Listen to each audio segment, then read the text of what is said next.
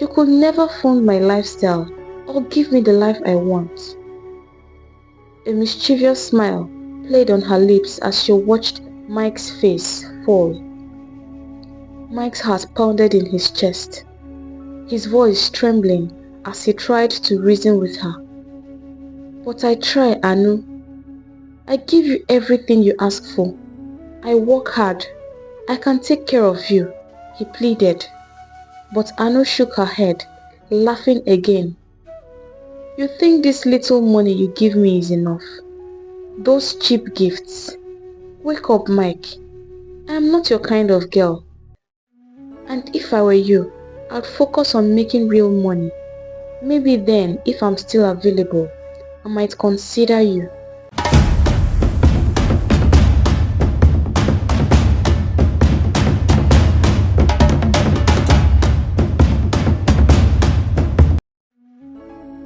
Once upon a time, in a sprawling city that never seemed to sleep, with streets alive with the hum of countless stories and skyscrapers that touched the heavens, lived a young man named Mike.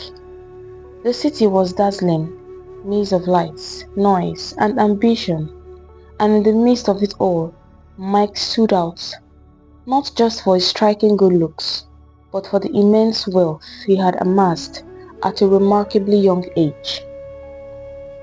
Mike wasn't just another face in the crowd. He was a force to be reckoned with, the proud owner of different furniture showrooms that stretched across the entire country. His life was a whirlwind of luxury and indulgence, filled with fast cars, lavish parties, women, and endless nights where the boundaries of pleasure knew no limits. Mike was the epitome of success, and wherever he went, women flocked to him, drawn by his wealth, charm, and the magnetic allure of a man who seemed to have everything. But beneath this glittering surface, Mike harbored a darkness, a deep-seated disdain for women. To him, they were mere playthings, easily discarded once they had served their purpose. He had built walls around his heart, vowing never to love another woman. In his eyes, no woman was worthy of his affection or trust, and he reveled in his power to manipulate and control them, all the while keeping his emotions tightly locked away. Yet, Mike hadn't always been this way. There was a time when he had been different, a time when his heart was open and love was something he believed in. But life had dealt him a harsh blow, leaving him scarred and embittered. The wound he carried was deep, and it had transformed him into the man he was now. A man who hated women with a passion that burned so fiercely as the lights and the city around him. Let's go back to how it all started. Mike came into this world in the depths of poverty, born to parents who could barely scrap together enough to feed their growing family. His father, a humble carpenter, and his mother, a small-time trader, worked tirelessly day in and day out. But no matter how much effort they poured into their work, it was never enough to lift them out of their dire circumstances. The family's poverty was so severe that even a single decent meal was a luxury they could rarely afford, let alone the idea of having 3 square meals a day. And as if their situation wasn't difficult enough, the family seemed to grow endlessly.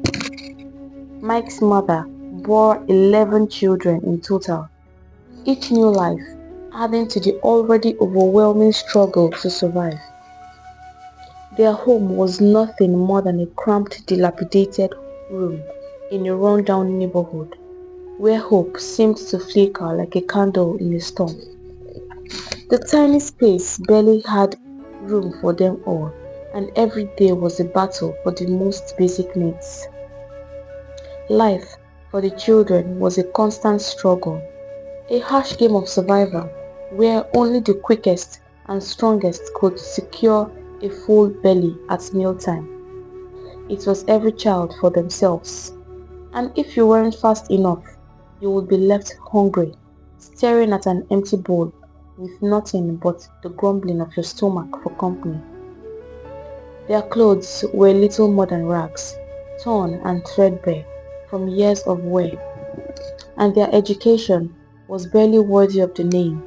He attended the local public school, a place where teachers were often absent, and the classrooms were so overcrowded that learning was nearly impossible. Yet, even in the midst of such despair, Mike was different from his siblings. There was a fire inside him, a fierce determination that refused to be snuffed out by the darkness of his surroundings. While his brothers mocked his lofty dreams of wealth and success, calling him a fool and a dreamer, Mike held on to his visions of a better life with all the strength he could muster.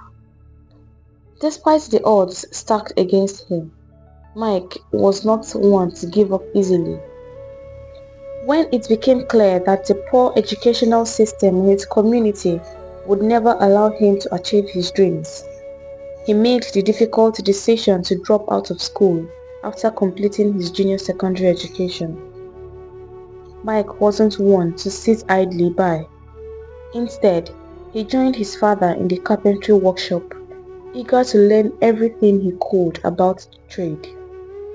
He wasn't lazy, far from it. Mike worked tirelessly, absorbing all the knowledge his father had to offer, and in the process, he developed a deep love for the craft.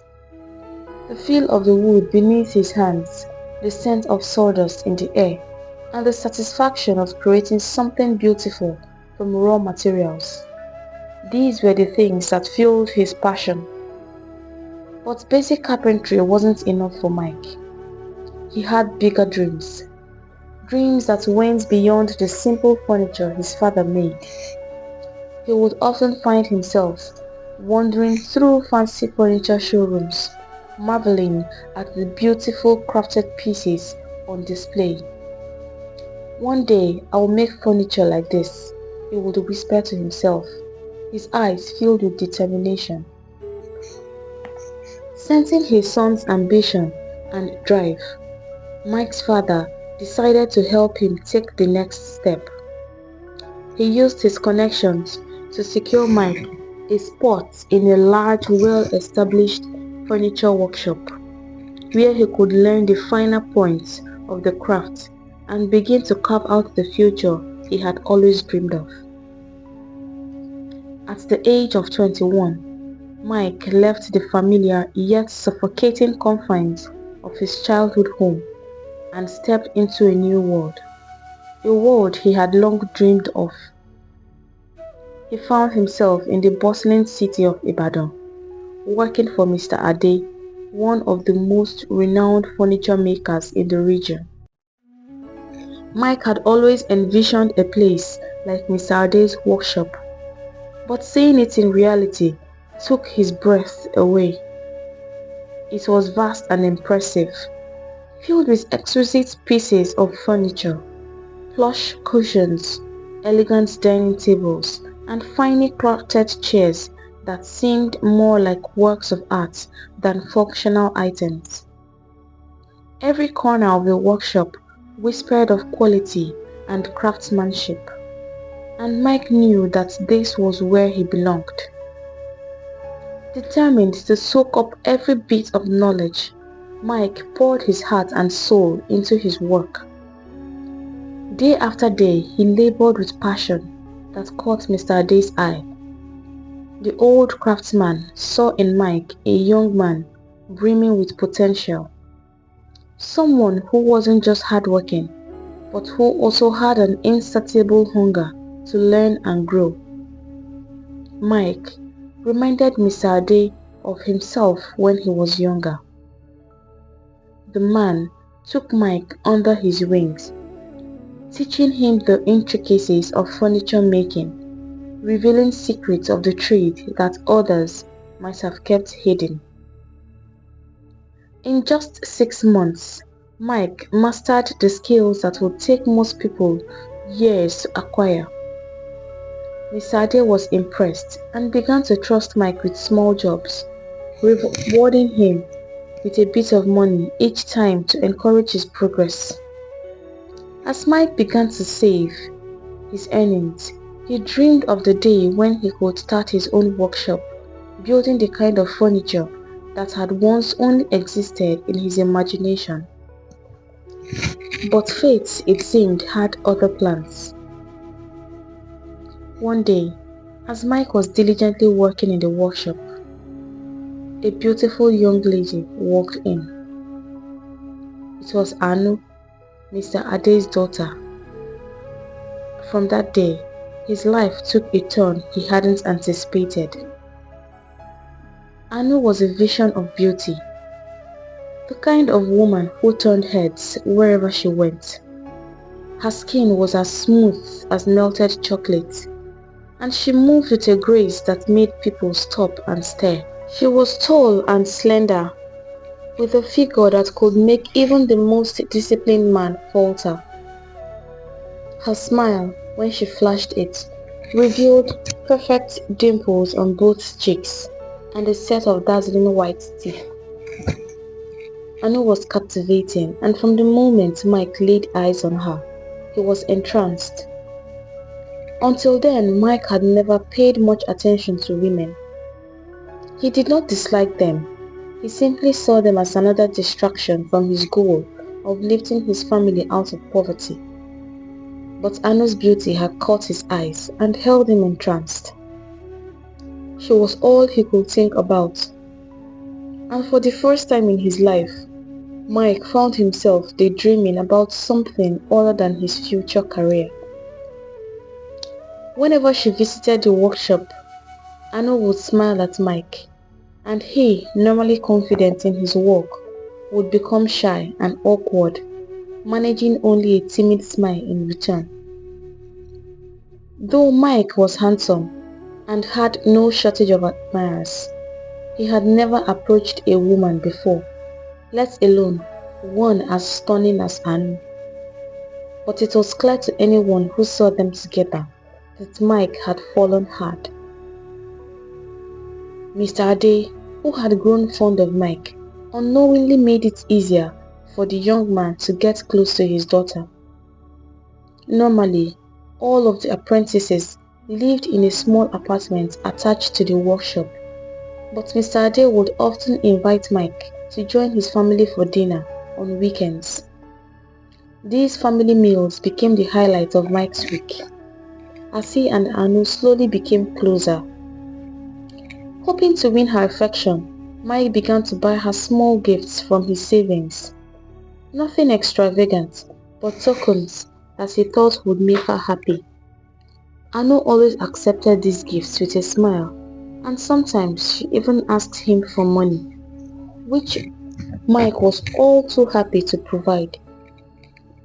His fellow apprentices noticed the budding relationship and teased him mercilessly, calling him Oga's boy, and warning him not to spend all his money on Anu. But Mike was a man in love, and nothing they said could dissuade him from his mission to win her heart. While Mike was genuine in his affection, Anu saw things differently. She was amused by his innocence and naivety, and she took pleasure in making outrageous demands, not because she needed or wanted anything from him, but simply to see how far he would go to please her.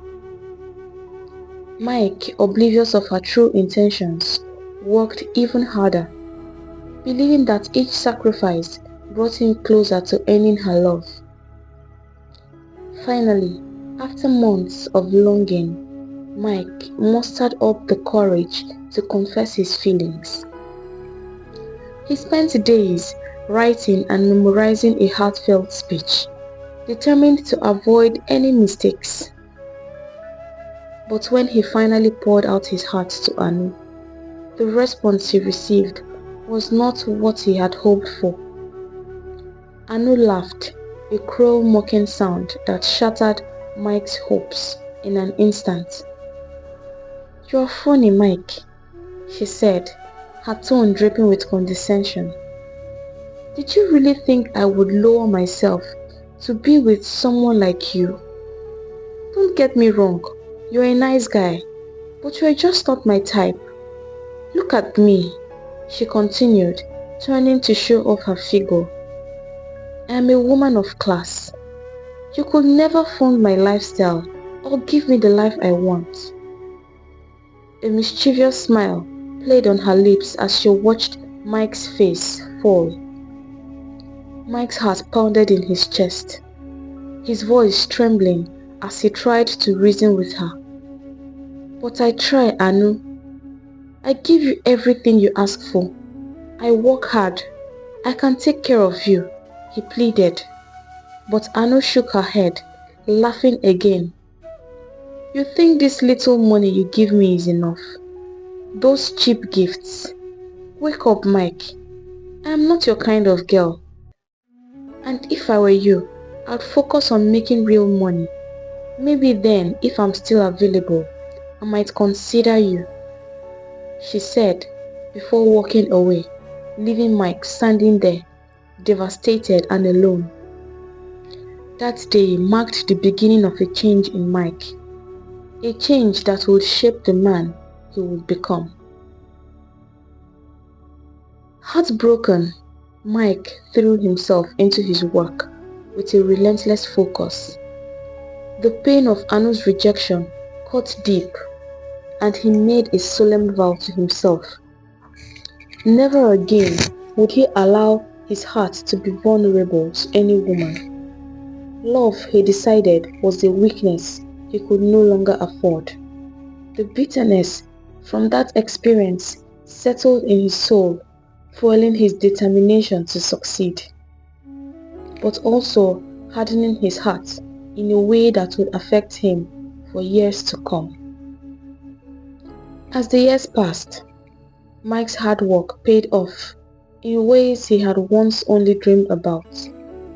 He built his own furniture business from the ground up, and it flourished beyond his wildest expectations. His name became known far and wide, and his success brought him the wealth and status he had always desired.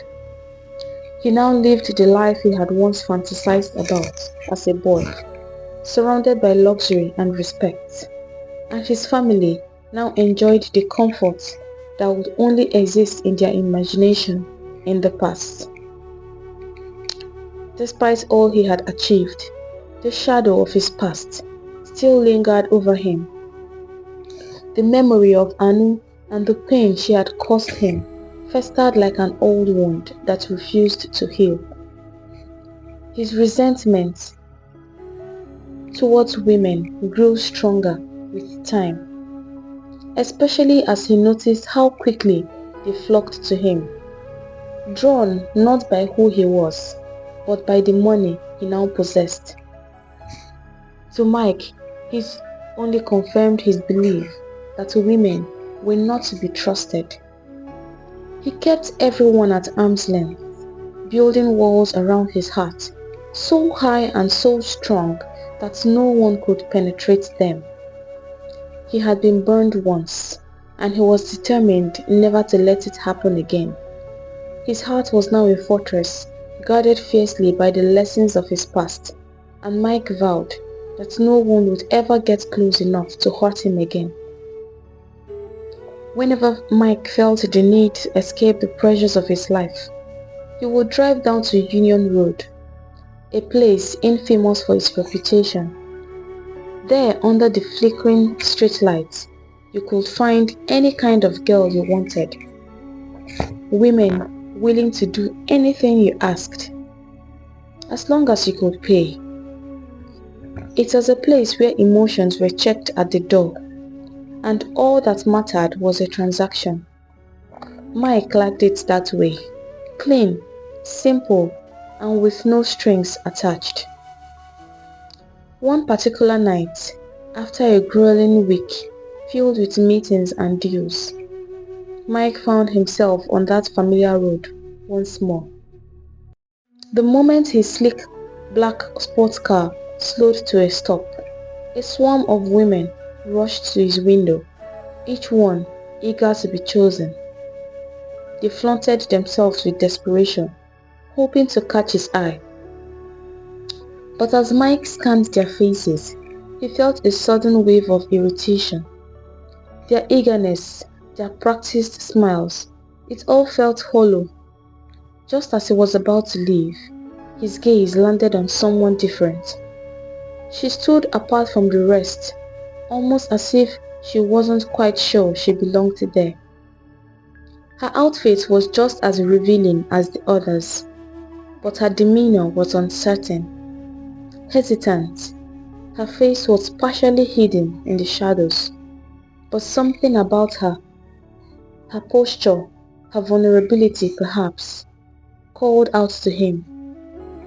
Intrigued, Mike signaled for her to approach.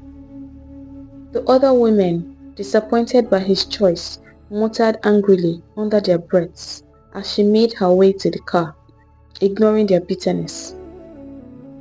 Mike unlocked the door and she slipped inside, closing it quietly behind her.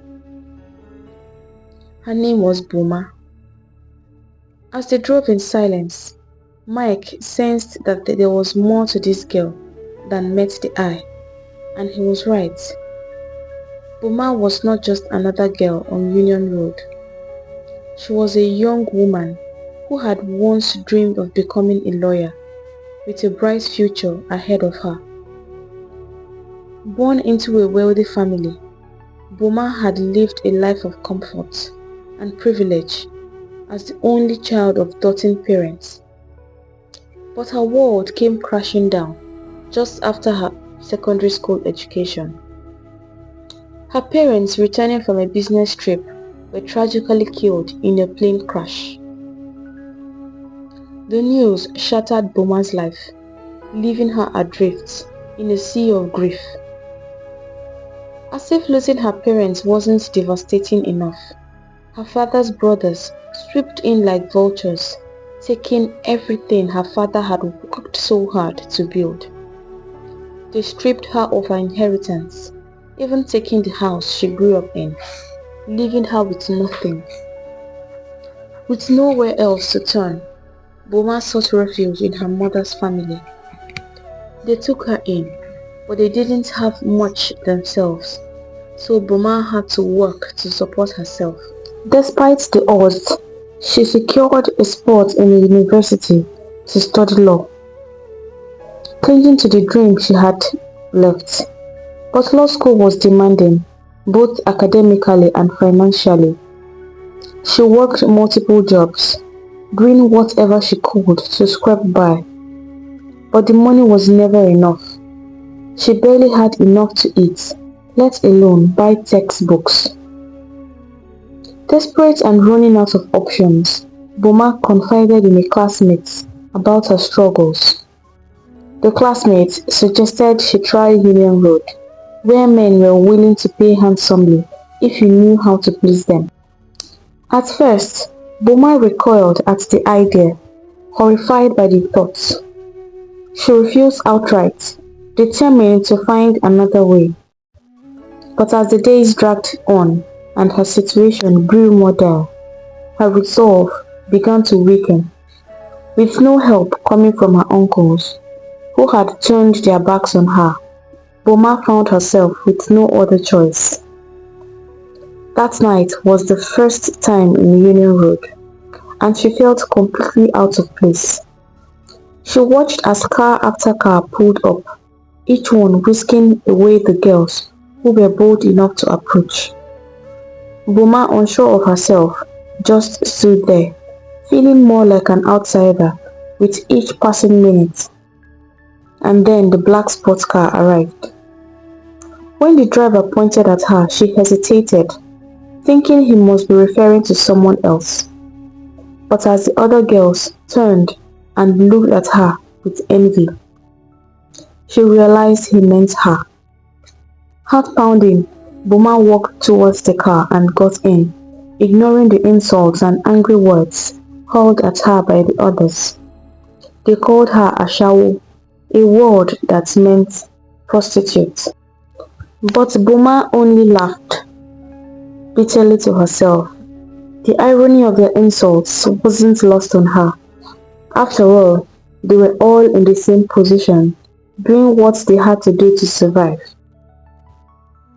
But as the car drove away, Buma couldn't help but wonder how her life had led her to this moment, sitting next to a man she did not know, in a world she never imagined she'd be a part of. As they drove in silence, the air between them was thick with tension. Both Mike and Buma stole glances at each other, each trying to read the other's thoughts. Ever cautious, Mike maintained his guard. He had a strict rule: never bring a woman, especially one picked up from the street, into his home, his sanctuary. He wasn't about to break that rule now, so he headed straight for a hotel. Once inside the dimly lit room, Mike wasted no time. He headed to the bathroom to wash away the day's stress, expecting to come out and find Buma ready and waiting for him. But when he stepped back into the room, what he saw stopped him in his tracks. Buma was kneeling on the floor, tears streaming down her face. She looked up at him, her eyes filled with desperation and sorrow. "Please, sir," she began, her voice trembling. "I know why you brought me here. I thought I could do this, but I can't. I'm begging you, please, help me. I'm not asking for handouts. I'm not asking for free money. I swear, I'll work for you. I'll do whatever you can offer me. I can cook, clean, wash your clothes, anything. I just need money to pay my school fees and take care of myself." Her words hung in the air, and for a brief moment, something inside Mike softened.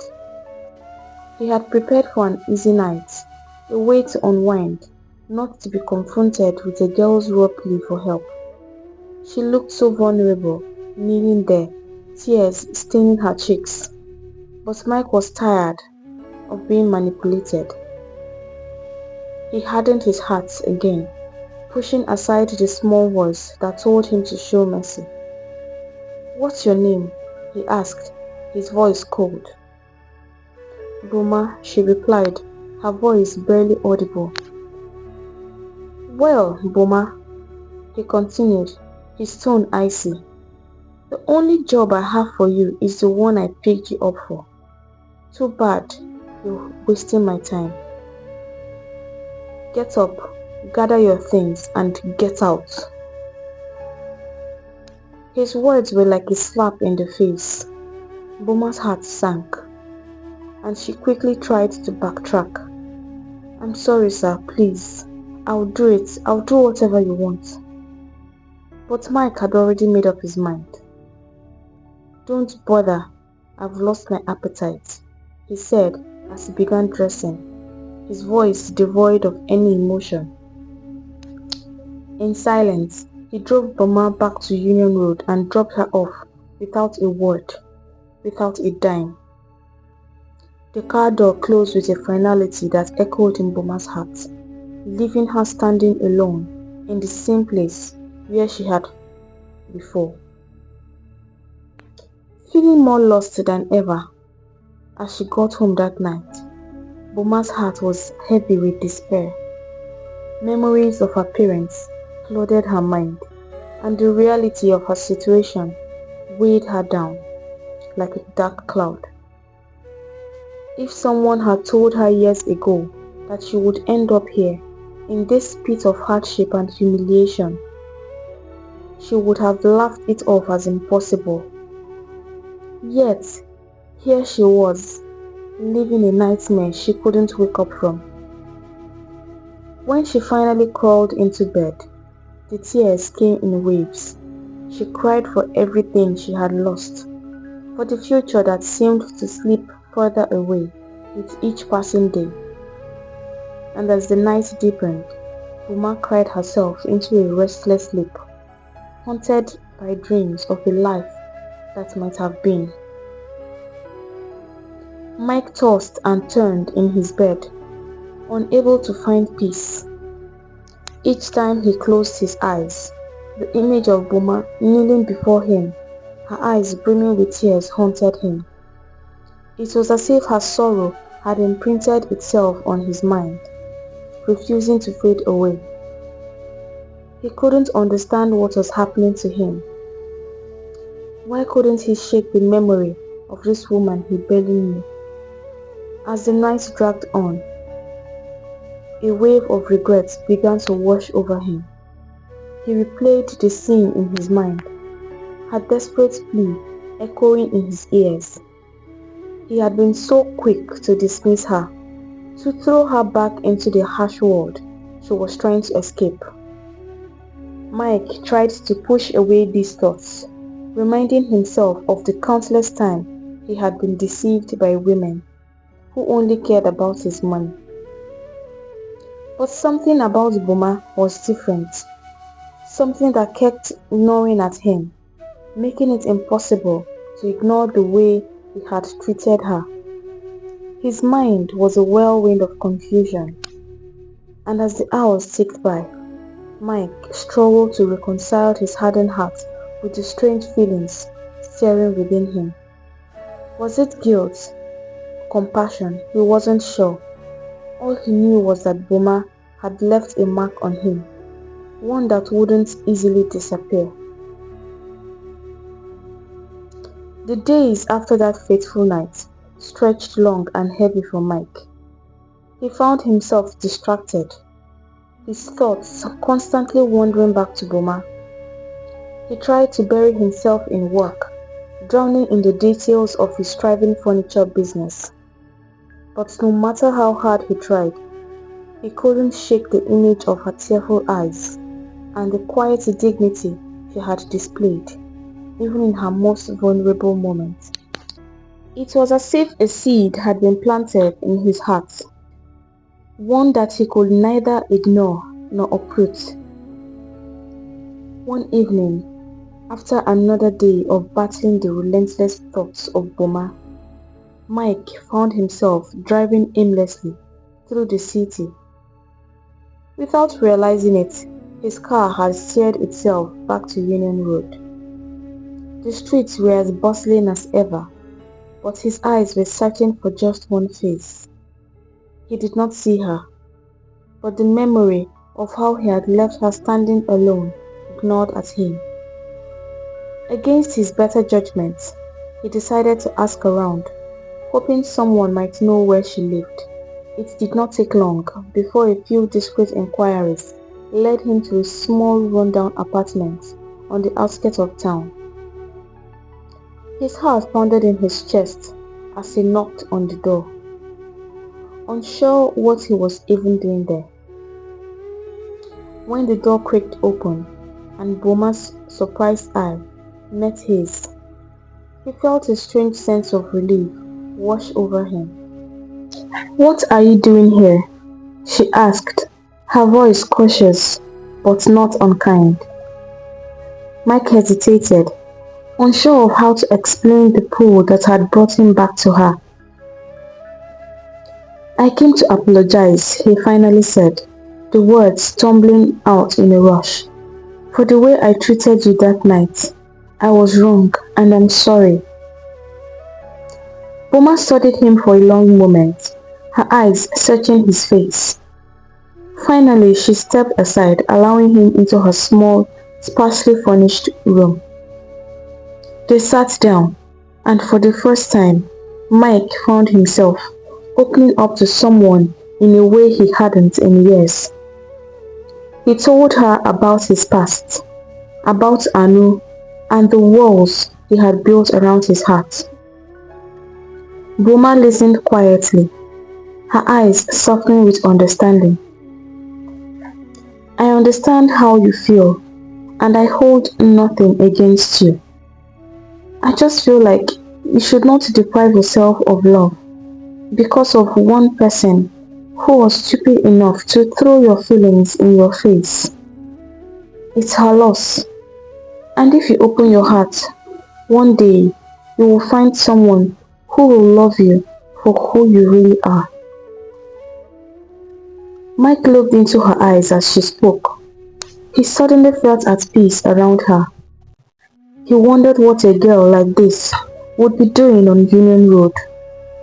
She did not look like she belonged there. Out of curiosity, he thought to ask her what she said the other night in the hotel. Is it true? Buma turned her face, trying to hide her tears, and nodded. How about your family? He asked, his voice calm and filled with compassion. Buma could no longer hide her tears. It came down in torrents. Not sure of what to do, he moved closer to her and held her in his arms.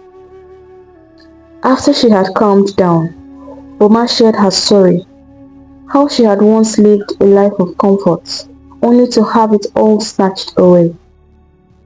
She spoke of the pain of losing her parents, the betrayal by her relatives, and the desperation that had led her to Union Road. As she spoke, Mike felt something shift inside him. He saw in her a strength and resilience that mirrored his own. For the first time in years, he did not feel alone in his pain.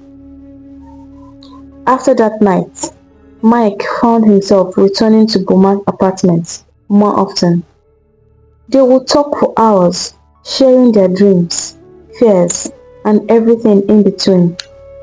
Slowly, the walls around Mike's heart began to crumble, and he found himself caring for Buma in a way he hadn't thought possible.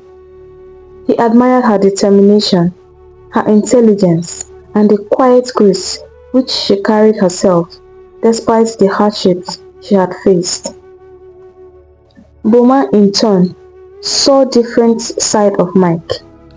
Beneath his soft exterior was a man who had been deeply wounded, but who still had the capacity for kindness and love.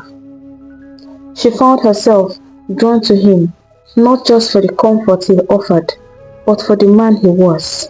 A man who had fought his way out of poverty, who had risen above his circumstances, and who, despite everything, still had a heart capable of tenderness.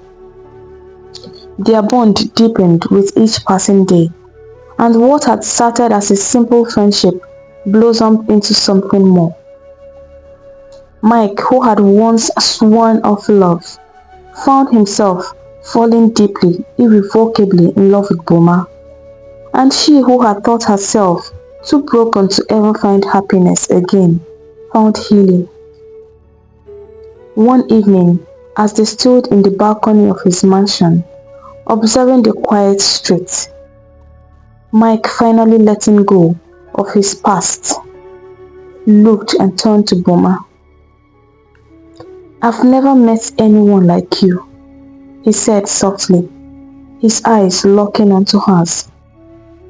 You've made me believe in love again, something I thought I'd lost forever. I love you, Buma, and I don't want to imagine my life without you. Tears welled up in Buma's eyes, but this time they were tears of joy. I never thought I'd find happiness again, she whispered. But you've given me hope, Mike.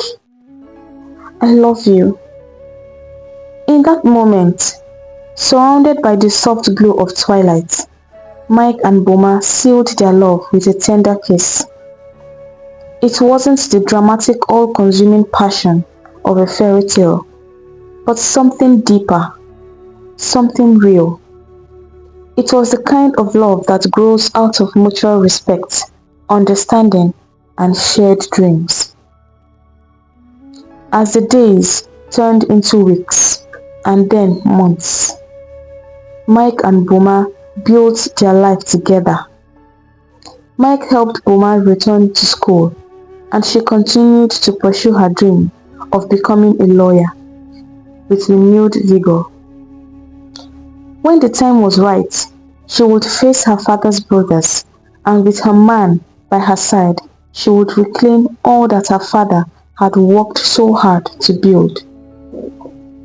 Mike continued to grow his furniture business, now with her by his side as his partner and confidant. They faced challenges, of course. Life was never without them, but they faced them together.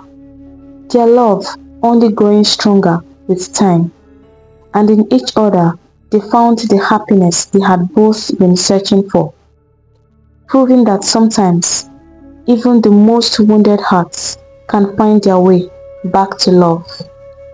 Hey lovers, thank you for watching. If you're new here, welcome to my space. And if you enjoyed watching this story as much as I enjoyed creating it, please give this video a big thumbs up and share your thoughts or what you have learned from it in the comment section. And if you have not done so already, please don't forget to hit the subscribe button. I'll have to go now, but I'll see you all in my next video. Bye.